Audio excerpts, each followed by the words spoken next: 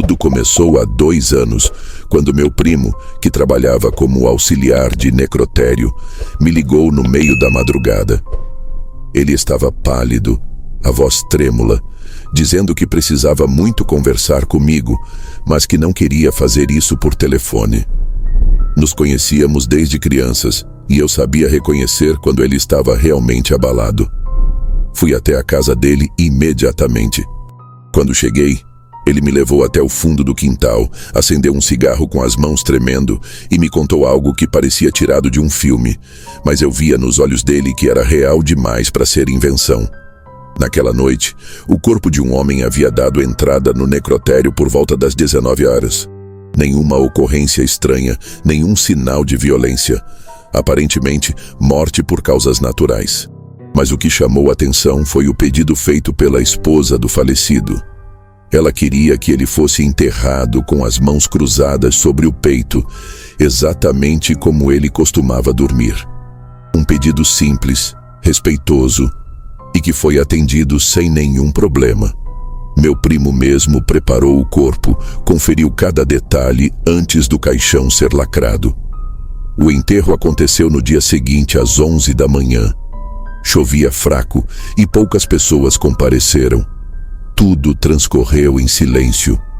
Mas 3 dias depois, por conta de um erro de documentação no cartório, sim, parece absurdo, mas acontece mais do que você imagina.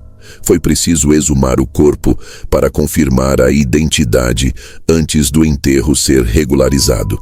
A funerária recebeu ordem judicial e meu primo, por estar envolvido no preparo inicial, foi chamado para acompanhar a abertura. E foi aí que tudo desandou.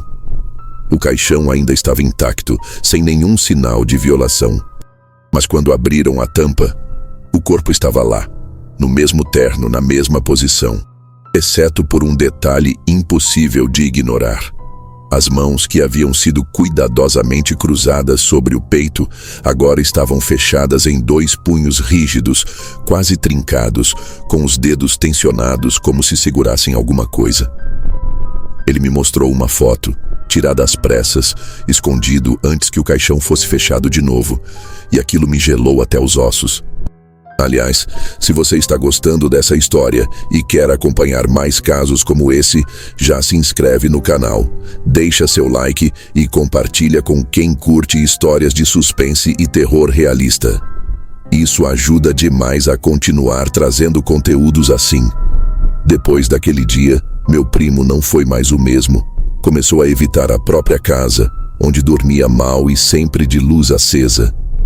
Disse que por várias noites ouviu algo como passos lentos no corredor, embora morasse sozinho. Acabou pedindo afastamento do trabalho e me mandou mensagem dizendo que precisava sumir por um tempo. Não explicou para onde ia, nem quando voltava. A última vez que nos falamos, ele só escreveu: aquela mão estava segurando algo, e não era só ar. Desde então eu mesmo fui atrás do que aconteceu. Fui até o cemitério. Conversei com os coveiros, todos disseram a mesma coisa, não tinha como aquilo acontecer. O corpo estava bem conservado, sem nenhum sinal de violação. Nenhuma mudança natural do processo de decomposição explica aquela posição dos dedos. E o mais estranho é que desde aquele enterro, começaram a surgir relatos de pessoas que passavam mal ao visitar túmulos próximos. Uma senhora desmaiou. Um funcionário pediu transferência. Um cachorro da vizinhança parou de entrar no terreno e toda vez que chega perto do portão, começa a latir de um jeito que parece um aviso. Depois que vi aquela foto, eu não consegui mais esquecer a imagem daqueles punhos cerrados, duros como pedra. Não era só uma questão anatômica, nem algo que a ciência pudesse explicar com facilidade. Aquilo parecia conter uma intenção. E era justamente isso que me atormentava. Porque se há algo pior do que o inexplicável, é quando o inexplicável parece ter propósito. Nos dias seguintes, eu me afastei um pouco do trabalho. Não que estivesse me sentindo mal fisicamente, mas minha cabeça não parava. Comecei a revisar tudo o que meu primo tinha me contado. Voltei ao cemitério algumas vezes. Sentei em um banco próximo ao túmulo, sem me aproximar demais. só observando. E numa dessas idas, conheci um homem que trabalhava ali fazia quase 15 anos. Ele me viu sentado, veio puxar conversa e de cara perguntou se eu era parente do homem que havia sido exumado. Quando eu disse que sim, ele apenas murmurou: "Aquele caso estranho." Tentei não parecer curioso demais, mas a essa altura eu já tinha aceitado que precisava entender até onde isso ia. Perguntei o que ele queria dizer com estranho. Ele olhou para frente, como se organizasse os próprios pensamentos, e então contou que, na noite anterior à exumação, ele tinha passado ali por volta das 11, porque morava perto, e havia esquecido a carteira no escritório do cemitério. Disse que, ao entrar, teve a impressão de ver uma silhueta parada perto do setor de enterros recentes. Não chegou a se aproximar. Achou que era outra pessoa, talvez alguém que pulou o muro.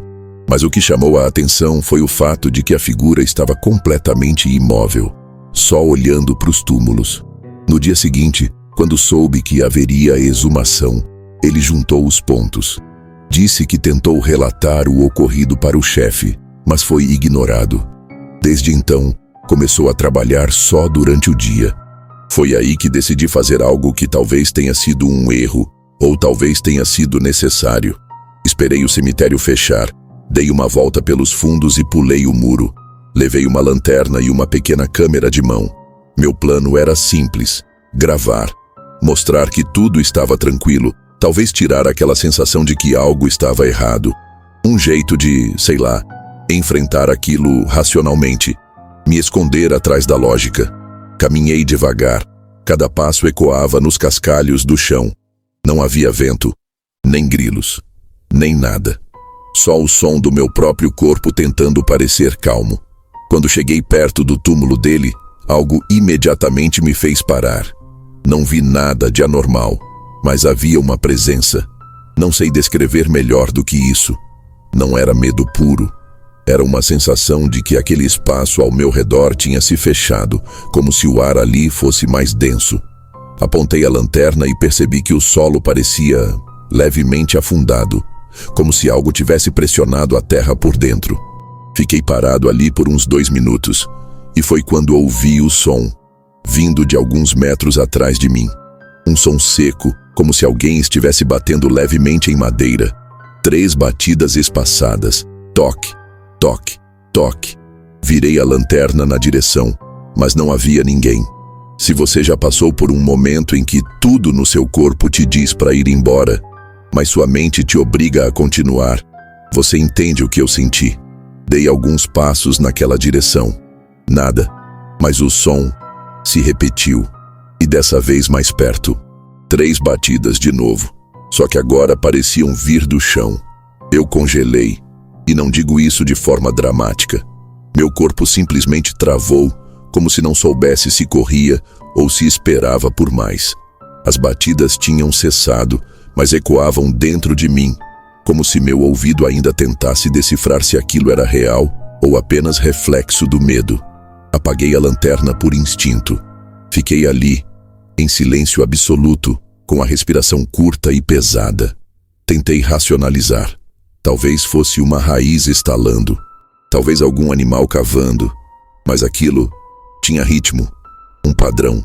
3 toques espaçados, fortes o bastante para serem sentidos mais do que ouvidos. E quando finalmente consegui mexer as pernas e dar meia volta, notei algo ainda mais perturbador. A câmera que eu havia trazido, aquela que carregava na mão o tempo todo, estava desligada. Achei que tinha apertado algum botão sem querer. Liguei de novo. Tela preta. Bateria cheia, mas sem sinal. Eu apontei para frente, gravei por alguns segundos e de repente ela desligou novamente, como se algo ali ao redor a impedisse de funcionar. Voltei devagar, olhando por cima do ombro a cada 3 passos. E por mais que tentasse manter os olhos no chão, percebi algo curioso perto de um dos túmulos ao lado. Não era nada chamativo, só uma coisa pequena. A tampa de um caixão recém-fechado tinha uma leve fissura lateral, quase imperceptível. como se de dentro para fora algo ou alguém tivesse pressionado a madeira de forma contínua. Não o suficiente para quebrar, mas o bastante para deixar marca. Naquela noite não dormi. Cheguei em casa e fiquei revendo as imagens da câmera. No pouco tempo em que ela gravou antes de desligar, apareceu um momento em que o áudio capta um som abafado. Não eram as batidas. Era algo mais seco. Um estalo, como quando se aperta um punho com força.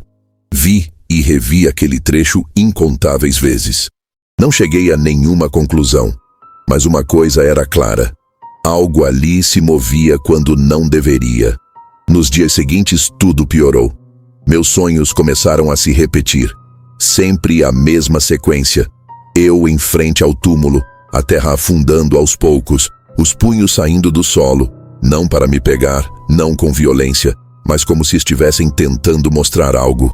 Apertados com uma força que gritava silêncio. E eu só acordava quando a terra começava a rachar. Pensei em procurar meu primo de novo. Tentei mandar mensagem. Liguei. Nada. Até que recebi um envelope na minha caixa de correio sem remetente. Dentro, uma foto impressa em papel comum. Mostrava claramente o corpo de novo, com os punhos fechados. Mas dessa vez, havia algo entre os dedos. Não dava para ver o que era. Estava envolto em terra ou poeira ou algo úmido. Mas tinha forma. Pequena, angular, e na parte de baixo da imagem, a caneta, só uma frase escrita à mão. Você já passou perto demais. E foi nesse momento que eu entendi. A pergunta não era mais por que os punhos estavam fechados. A pergunta agora era o que foi enterrado junto com ele? E mais ainda, por que alguém quis que nunca fosse encontrado? Demorei 2 dias para tomar coragem, mas tomei. Voltei ao cemitério, dessa vez durante o dia, com autorização para realizar uma nova exumação. Não foi fácil conseguir. Precisei de uma desculpa jurídica, apoio de um advogado amigo e a documentação que meu primo tinha deixado para trás antes de sumir. Consegui marcar para uma manhã nublada de terça. A equipe de coveiros era outra. Nenhum dos antigos quis participar. Eu estava lá quando abriram. A madeira do caixão já mostrava sinais de umidade, mas ainda estava sólida. Ninguém falou nada. Os trabalhadores abriram com cuidado. Eu mantive distância, mas observei cada movimento. Quando a tampa finalmente se abriu, o corpo ainda estava exatamente como na foto. E os punhos, ainda cerrados, inflexíveis. O responsável técnico olhou para mim como se esperasse confirmação. Assenti com a cabeça. Eles usaram luvas reforçadas e uma espécie de espátula fina para tentar abrir os dedos. E não foi fácil. As mãos estavam como presas por dentro. Os ossos já começavam a ceder à decomposição. Mas havia algo naquela rigidez que não fazia sentido algum. E então, no punho direito, virado para dentro, entre os dedos, encontraram um pedaço de metal fino, corroído, com extremidades pontiagudas, parecendo parte de uma antiga chave partida ao meio. No outro punho, havia um pedaço de pano escuro embolorado, com uma marca triangular, como se tivesse sido recortado de algo maior.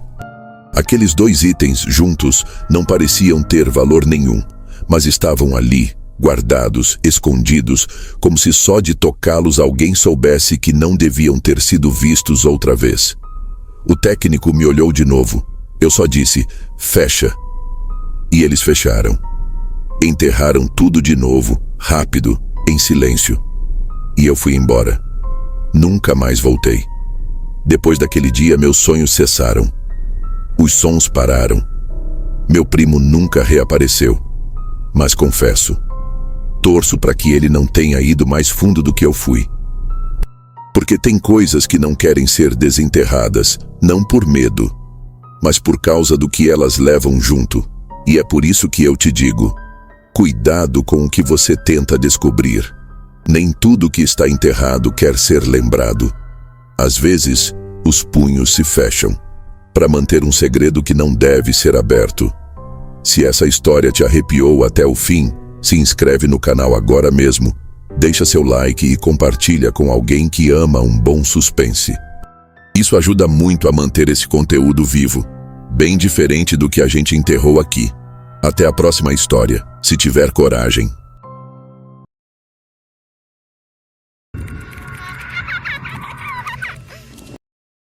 A manhã estava estranhamente abafada, como se o céu quisesse desabar, mas hesitasse. Eu estava de pé ao lado do túmulo, com as mãos suadas segurando o arranjo de flores que minha mãe insistiu para que eu comprasse. Nunca fui de acreditar em gestos simbólicos, mas ela dizia que certas despedidas exigem um pouco mais de respeito, principalmente quando ninguém sabe direito quem está sendo enterrado. Sim, ninguém ali conhecia o morto. A prefeitura dizia que se tratava de um indigente, encontrado sem documentos, sem parentes, sem qualquer pista de origem. A funerária cuidou de tudo, e o enterro foi autorizado como um ato de caridade. Mesmo assim, algo naquele caixão lacrado parecia exigir atenção, ou cautela. O coveiro, que eu já tinha visto em outros velórios, parecia inquieto. Suava mais que o normal e segurava a pá como se quisesse que tudo acabasse rápido.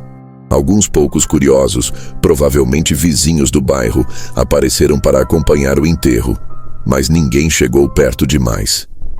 Eu só estava ali porque meu tio, que trabalhava com remoção de corpos da prefeitura, pediu. Disse que achava que eu devia ver aquilo. Que precisava entender que há mortes que não seguem o mesmo caminho das outras. Não entendi direito, mas fui. Achei que era mais uma das histórias dele, sempre carregadas de exagero. Quando me aproximei da beira do túmulo, hesitei. O caixão de madeira simples, sem enfeites, estava ali. Fechado, é claro, mas parecia frio demais. Não de temperatura, mas de presença. Era como se mesmo a ausência ali fosse pesada. Balancei a cabeça para afastar aquele pensamento idiota, respirei fundo e me abaixei, colocando lentamente o buquê de flores brancas sobre a tampa do caixão. No exato momento em que as flores tocaram a madeira, elas murcharam. Não estou falando de despetalar ou inclinar. Elas murcharam de verdade, como se todo o líquido tivesse sido sugado de dentro delas em fração de segundos. O som que fizeram foi semelhante ao de folhas secas sendo pisadas. Instintivamente recuei. Olhei em volta, esperando que alguém mais tivesse visto, mas todos os outros estavam distraídos. O coveiro sequer levantou os olhos. Engoli seco. Peguei uma das flores com a ponta dos dedos. Estava quente, encolhida e escura, como se tivesse sido queimada de dentro para fora. Ali, no silêncio sufocante daquele momento, senti algo que não gosto de admitir. Medo. Não o tipo de medo que grita, mas aquele que apenas observa em silêncio e não vai embora. Aliás, se você gosta desse tipo de história, realista, detalhada e cheia de suspense, já aproveita e se inscreve no canal, deixa o like e compartilha com alguém que curte uma tensão bem construída. Isso ajuda demais a manter esse tipo de conteúdo no ar e me motiva a continuar trazendo histórias de arrepiar. Agora vamos voltar. Tentei convencer a mim mesmo de que havia uma explicação lógica.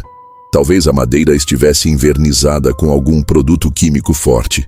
Talvez as flores estivessem em contato com algum tipo de substância usada para tratar o corpo. Mas a questão é que o corpo nunca foi tratado.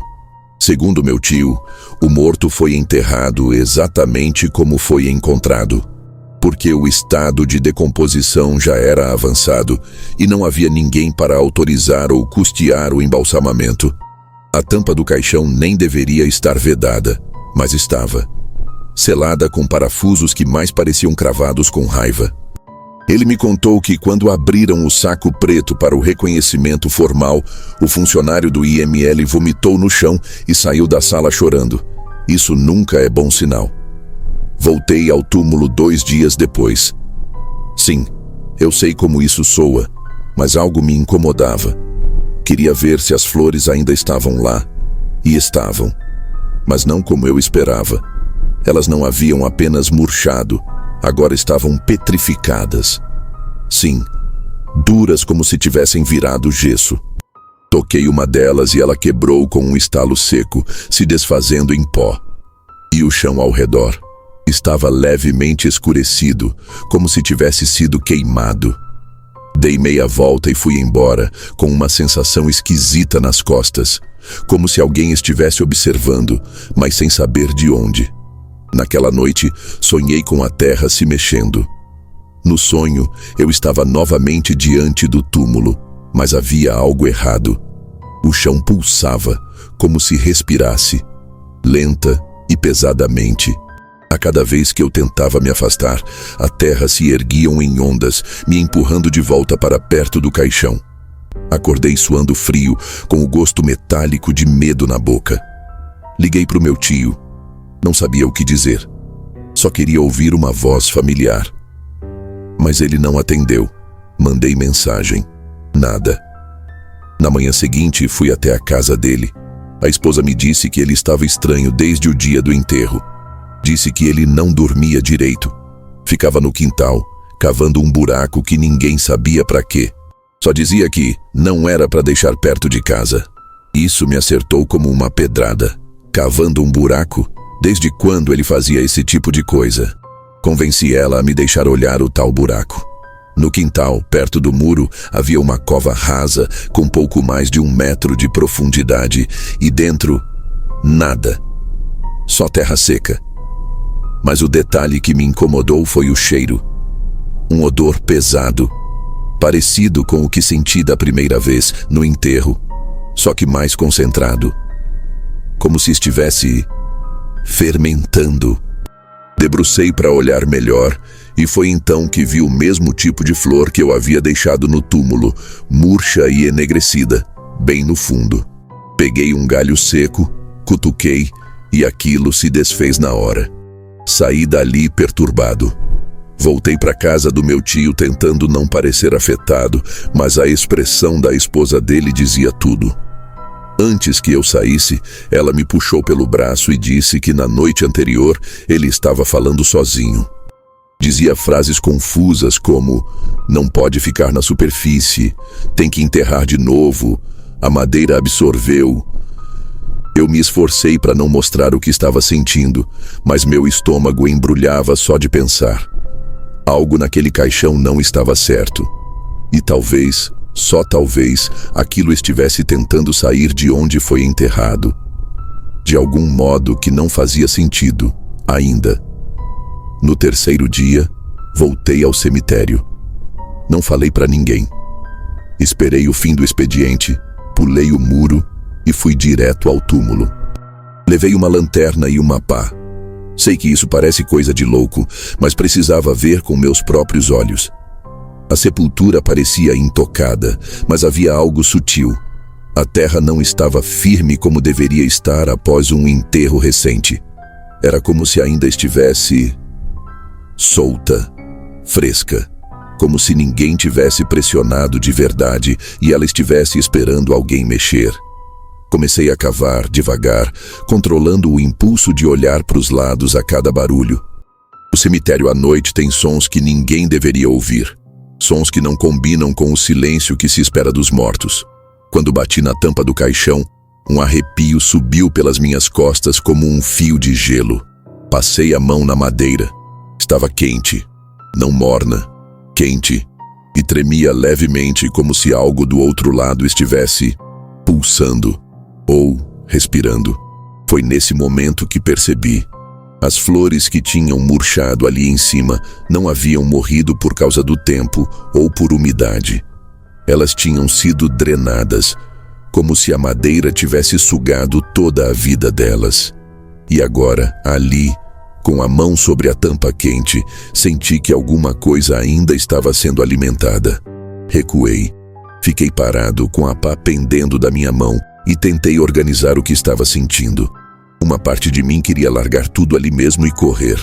Outra, mais silenciosa e perigosa, me dizia que eu já estava envolvido demais para voltar atrás.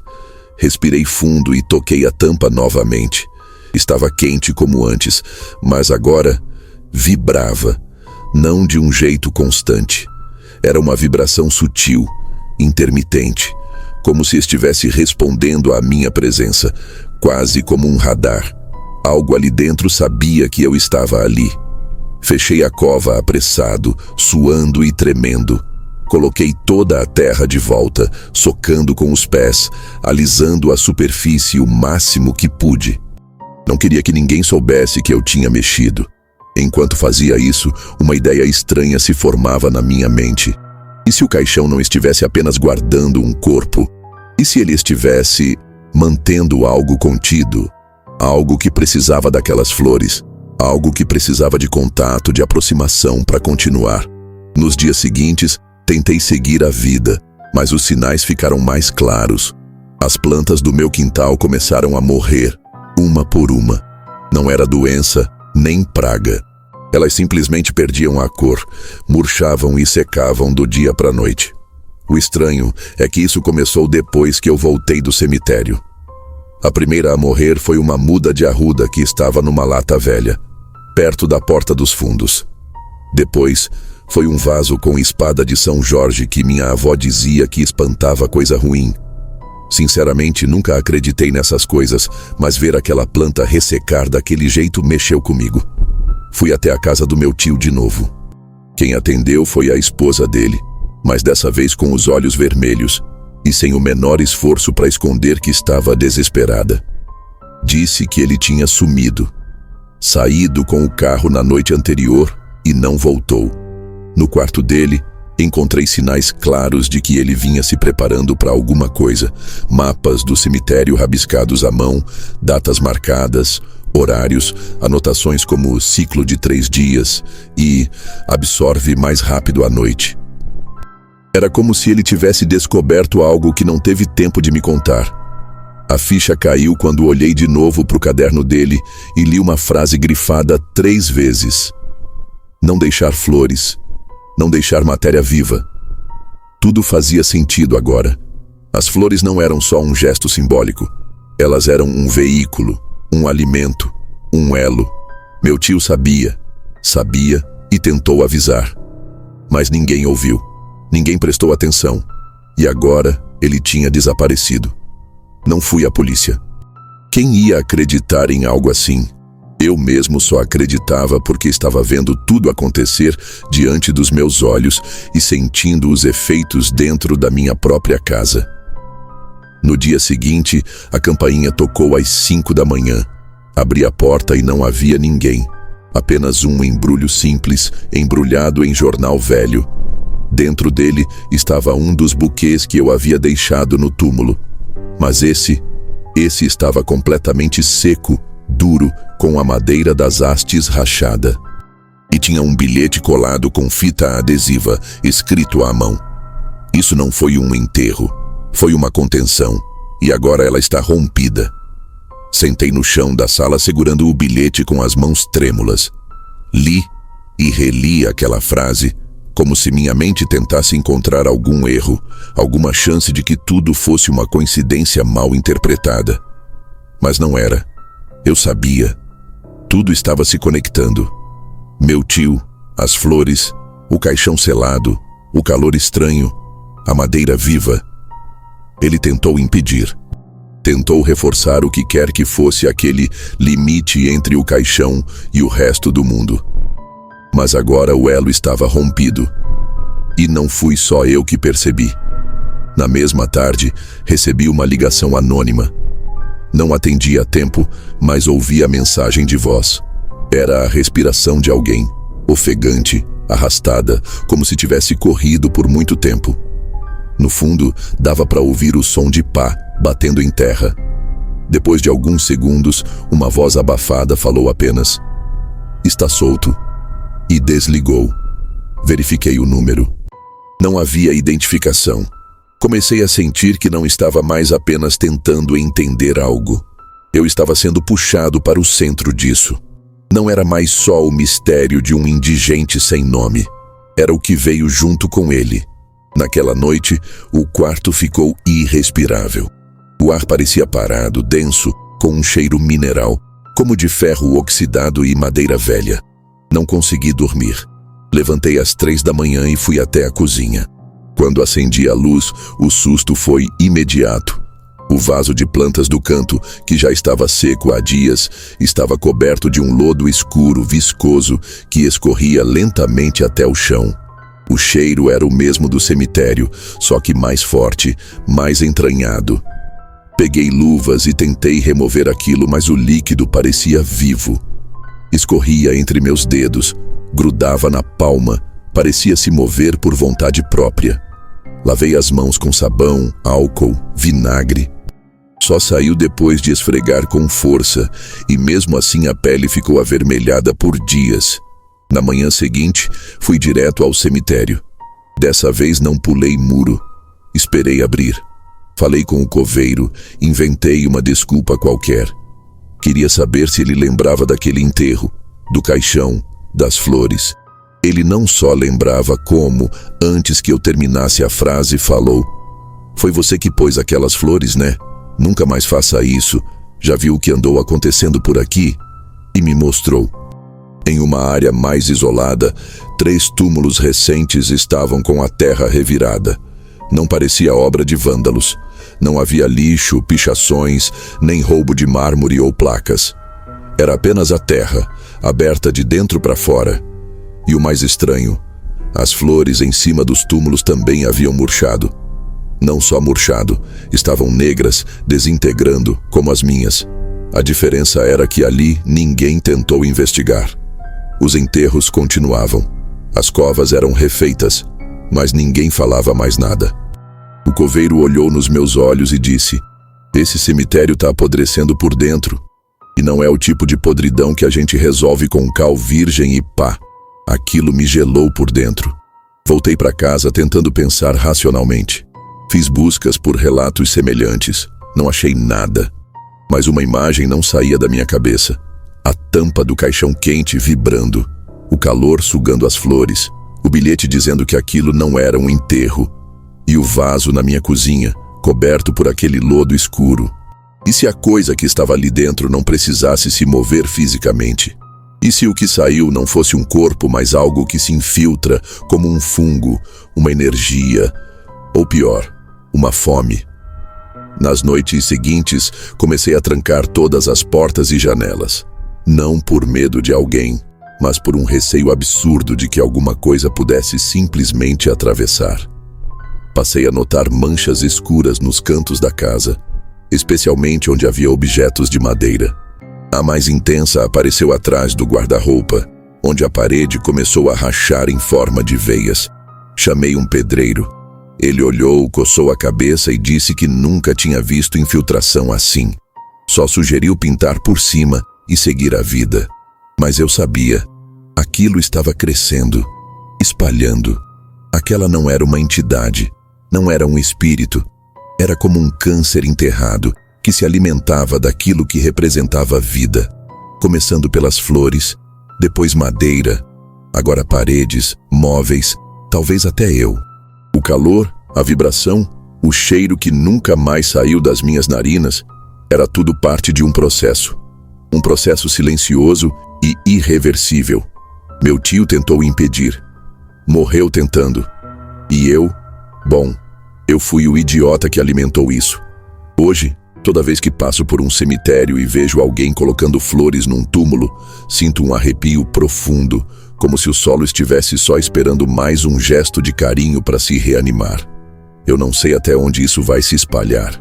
Só sei que começou quando eu toquei aquele caixão. E agora é como se o toque nunca mais tivesse saído de mim. Se você chegou até aqui, peço que deixe seu like, se inscreva no canal e compartilhe essa história com alguém que precisa ouvir. Às vezes as piores coisas não são as que levantam do caixão, são as que nunca precisaram sair dele.